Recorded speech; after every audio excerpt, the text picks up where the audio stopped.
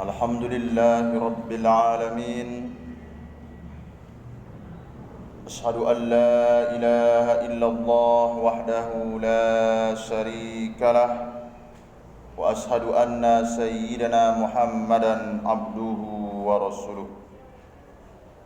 Allahumma salli wa sallim wa barik ala sayyidina Muhammad wa ala ali sayyidina Muhammad. Amma ba'du, faya ibadallah, usikum wa nafsi bitaqwallah wa ta'atihi la'allakum tuflihun. Qala Allah Ta'ala fi kitabil karim, a'udzu billahi minas syaitonir rajim, bismillahirrahmanirrahim. Ya ayyuhalladzina amanu taqullaha haqqa tuqatih wa la tamutunna illa wa antum muslimun. Shadaqallahul azim. Ma'asyiral muslimin, jamaah salat fardu Jumat yang dimuliakan oleh Allah Subhanahu wa taala. Kembali kita bersyukur kepada Allah Subhanahu wa taala sampai hari ini, hari Jumat Sayyidul Ayyam, pimpinan hari dalam sepekan. Tepatnya kita berada pada tanggal 27 Rabiul Awal 1442 Hijriah. Alhamdulillah, Allah Subhanahu wa taala masih berkenan memberikan rangkaian rahmat dan nikmatnya untuk kita semua. InsyaAllah rangkaian rahmat dan nikmat Allah Subhanahu wa ta'ala ini akan kita bawa taqarruban ilallah, mendekatkan diri kepada Allah Subhanahu wa ta'ala dengan melaksanakan solat fardu Jumat secara berjamaah. Tentunya harapan kita semua, Jumat kali ini adalah Jumat yang terbaik di antara sekian banyak Jumat yang sudah kita lewatkan. Amin ya rabbal alamin. Bersalawat kita kepada Rasulullah sallallahu alaihi wasallam biqaulin, Allahumma salli ala sayyidina Muhammad wa ala ali sayyidina Muhammad. Assalamu alayka ya Rasulullah, assalamu alayka ya Nabi Allah, assalamu alayka ya sayyidal anbiya wal mursalin. Mudah-mudahan dengan seringnya kita memperbanyak solawat, terlebih khusus pada hari Jumat, sudilah nanti kiranya baginda Rasulullah sallallahu alaihi wasallam memberikan syafaatul uzma untuk kita semua pada hari yauma la yanfa'ul malu wala banun illa man atallaha biqalbin salim. Hari di mana tidak ada lagi berguna pangkat dan kedudukan yang tinggi, harta yang berlimpah ruah, illa biqalbin salim, kecuali orang yang datang menghadap Allah Subhanahu wa taala dengan hati yang tenang, dengan hati yang pasrah, dengan hati yang menyerah, tunduk dan patuh kepada perintah dan menjunjung tinggi sunnah-sunnah Rasulullah sallallahu alaihi wasallam. Ma'asyiral muslimin, jamaah salat fardu Jumat yang dimuliakan oleh Allah Subhanahu wa taala. Adapun judul khutbah pada kesempatan kali ini yaitu keimanan para sahabat Nabi Muhammad sallallahu alaihi wasallam. Ma'asyiral muslimin, jamaah salat fardu Jumat yang dimuliakan oleh Allah Subhanahu wa taala. Di dalam Al-Qur'an surah Al-Baqarah ayat 214 Allah Subhanahu wa taala berfirman, Am hasibtum an tadkhulul jannah walamma ya'tikum masalul ladzina khalau min qablikum massatuhumul ba'sa wad-dharra wazulzilu hatta yaqulur rasul walladzina amanu ma'ahu mata nasrullah ala inna nasrullahi qarib. Apakah kamu mengira bahwa kamu akan masuk surga, padahal belum datang kepadamu sebagaimana hal orang-orang yang terdahulu sebelum kamu? Mereka ditimpa oleh malapetaka, kesengsaraan, serta digoncangkan, sehingga berkatalah Rasul dan orang-orang yang beriman bersamanya, bilakah datang pertolongan Allah? Ingatlah, sesungguhnya pertolongan Allah itu amat lebih dekat. Ma'asyiral muslimin, jamaah salat fardu Jumat yang dimuliakan oleh Allah Subhanahu wa taala. Para sahabat-sahabat Rasulullah sallallahu alaihi wasallam, keimanannya sudah tidak diragukan lagi. Keyakinannya terhadap Allah Subhanahu wa taala memang menyatu dengan darah dagingnya. Mereka sangat setia dan patuh kepada Rasulullah sallallahu alaihi wasallam. Pada kesempatan ini kita akan bicarakan salah satu sahabat, satu keluarga, ayah dan ibunya mati dalam keadaan syahid. Arqam bin Abi Arqam, sahabat Rasulullah sallallahu alaihi wasallam, usia 17 tahun masuk Islam. Ketika ia masuk Islam, pada saat itu rumah yang menjadi tempatnya diwakafkan untuk tempat pengajian baginda Rasulullah sallallahu alaihi wasallam. Dari sinilah Islam mulai perlahan berkembang sampai saat ini. Lalu Yasir adalah bukan asli Arab, dia berasal dari Yaman, hijrah bersama keluarganya ke Mekah dalam rangka menemui sahabatnya. Dalam satu riwayat lagi, ingin mencari pekerjaan. Ia tinggal di Makkah bersama Abu Huzaifah ibnu Mughirah. Abu Huzaifah ibnu Mughirah, dia punya budak namanya Sumayyah, dinikahkanlah dengan Yasir bin Amir. Jadi pada saat itu ada peraturan jahiliyah, dalam tanda petik orang-orang yang miskin, orang-orang yang datang ke kota Arab untuk mencari pekerjaan, maka statusnya budak. Kalau budak, berarti ia akan bekerja sesukanya, sesuai permintaan majikannya. Posisinya dalam tanda petik hampir sama dengan binatang. Kalau posisi budak, disuruh bekerja mulai pagi sampai sore, bahkan sampai larut malam. Derajatnya tidak sama dengan orang yang merdeka. Nah, dari hasil pernikahan Yasir dan Sumayyah ini lahirlah putra dengan nama Ammar. Ammar tumbuh dewasa, ingin mendatangi pengajian yang di rumah Arqam bin Abi Arqam. Setelah ia mengaji, berjumpa dengan seseorang, kamu mau kemana? Mendengar pengajian Muhammad. Aku ikut. Terus belajar. Akhirnya ia memutuskan untuk masuk Islam. Keimanan dan masuk Islamnya ini disampaikan kepada ayah dan ibunya. Hidayah Allah muncul. Ini amat sangat berat. Ini mengajarkan kita juga bahwa selama ini sehebat apapun anak kita, prestasi apapun yang sudah ditorehkannya, level pendidikannya sampai S1, S2, S3, tapi kita tidak menganggap dia luar biasa. Kenapa? Karena dia sebagai anak kita.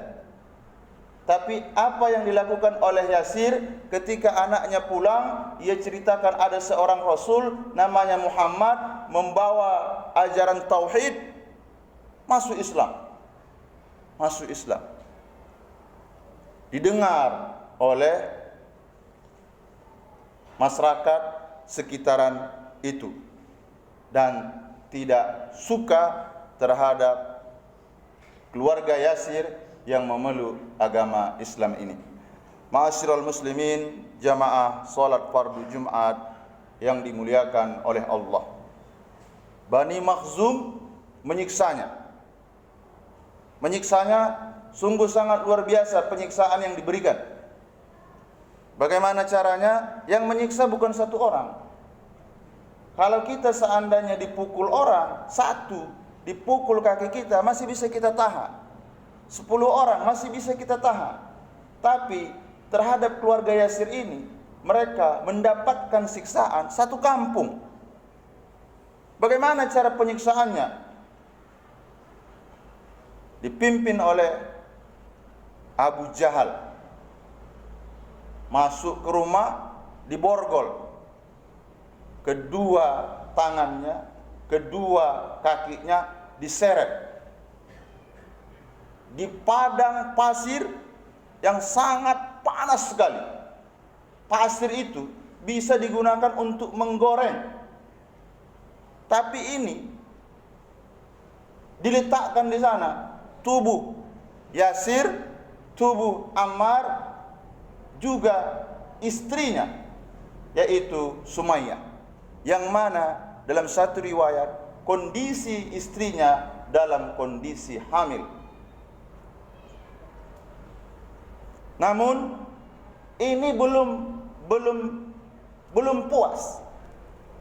Setelah itu, di tengah-tengah gurun pasir yang sangat panas itu, apa yang dilakukan sebahagian masyarakat? Mereka memanaskan besi sepanas-panasnya hingga meleleh.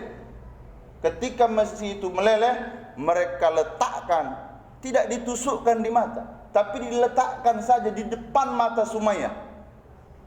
Ammar, begitu juga Yasir. Apa yang terjadi? Panas yang luar biasa yang mengakibatkan mata Sumayyah itu buta. Lalu Abu Jahal mengatakan, ya sudah, sekarang bagaimana? Irtaddi. Murtadlah, keluarlah, hina ajaran Muhammad itu, celalah Muhammad itu. Namun ia tidak mau mengatakannya. Masih ada perlawanan. Sumayyah meludahinya. Apa yang terjadi? Abu Jahal marah semarah-marahnya. Ia tombak. Auzubillah, ini sungguh sangat luar biasa jahiliyah yang satu ini. Ia tombak, ia tusukkan tombak itu dari rahimnya. Pelan terus. Bukan langsung ditusuk, sengaja ia pelankan. Masukkan perlahan, masukkan perlahan, masukkan perlahan, terus sehingga menembus punggungnya. Dan kata-kata yang keluar hanya kata-kata ahad, ahad, ahad, ahad. Mati dalam keadaan syahid. Ma'asyiral muslimin, jamaah salat fardu Jumat yang dimuliakan oleh Allah Subhanahu wa taala. Lalu setelah meninggalnya Sumayyah, Abu Jahal menghampiri suaminya yaitu Yasir. Bagaimana Yasir? Masih mau memeluk agama yang baru atau meninggalkannya? Ia tetap teguh terhadap keimanannya. Akhirnya Abu Lahab memukulnya dan menendangnya, mati dalam keadaan syahid. Satu riwayat bukan seperti itu matinya. Matinya sungguh sangat mengenaskan sekali. Kedua kakinya diborgol kedua-duanya. Setelah itu di tangan kanan ditarik, tangan kiri ditarik, kaki kanan ditarik, kaki kiri ditarik. Bukan ditarik manusia, tapi ditarik kuda. Sekarang mau tinggalkan agama atau tidak? Tetap yang keluar kata-kata ahad, ahad, ahad. Apa yang terjadi ketika ia katakan itu? Lalu Abu Jahal memukulkan pedang ke kuda-kuda itu. Kuda-kuda itu berlari. Apa yang terjadi? Kedua tangannya, kedua kakinya putus berpisah. Tetap keluar kata-kata ahad, ahad, ahad. Ma'asyiral muslimin, jamaah salat fardu Jumat yang dimuliakan oleh Allah Subhanahu wa taala. Lalu bagaimana posisi Ammar? Ammar sengaja dibiarkan dengan penyiksaan-penyiksaan seperti itu. Tapi ia menyaksikan sendiri bagaimana emaknya mati dibunuh, bagaimana ayahnya mati dibunuh, tapi keimanannya tetap kokoh pada Allah Subhanahu wa taala. Selanjutnya Ammar pun disiksa dan diminta kembali untuk keluar dari agama Islam. Ia tetap kokoh. Akhirnya mereka benang dia, tenggelamkan ke air, tenggelamkan. Hampir-hampir dia tidak sadarkan diri. Pada posisi seperti itu, apa yang terjadi?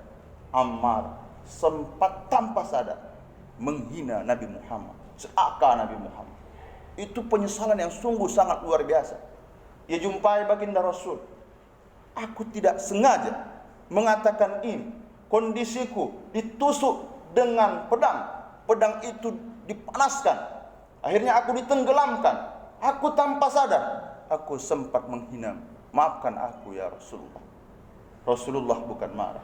Besok, lain kali, kalau mereka menghina, katakanlah hal yang seperti itu.